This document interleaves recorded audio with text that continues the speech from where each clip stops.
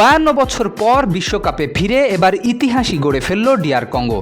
উজবেকিস্তানকে ৩-১ গোলে হারিয়ে প্রথমবারের মতো বিশ্বকাপের নকআউট পর্বে জায়গা করে নিয়েছে আফ্রিকার দলটি।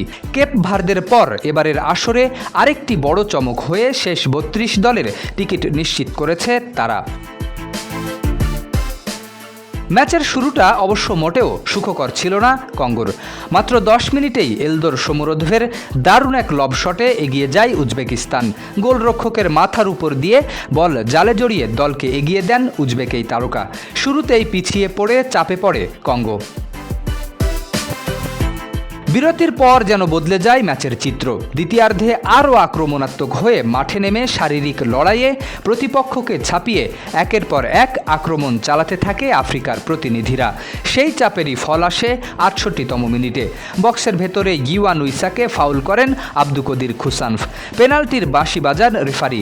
স্পট কিক থেকে গোলরক্ষককে ভুল পথে পাঠিয়ে সমতায় ফেরান উইসা।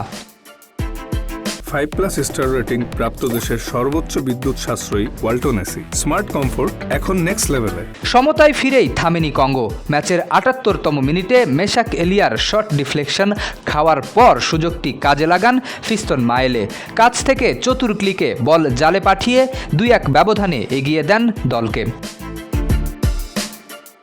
শেষ দিকে সমতায় ফেরার মরিয়া চেষ্টায় সবাইকে নিয়ে আক্রমণে ওঠে উজবেকিস্তান। সেই সুযোগে যোগ করা সময়ে দ্রুত পাল্টা আক্রমণে আরেকবার আঘাত হানে কঙ্গো। বক্সের কিনারায় বল পেয়ে দারুণ এক কার্লিং শটে নিচের কোণে বল জড়ান ইউয়ান উইসা। তার জোড়া গোলেই ৩-১ ব্যবধানে নিশ্চিত হয় কঙ্গোর ঐতিহাসিক জয়। শরীফ উদ্দিন, ইত্তেফাক নিউজ।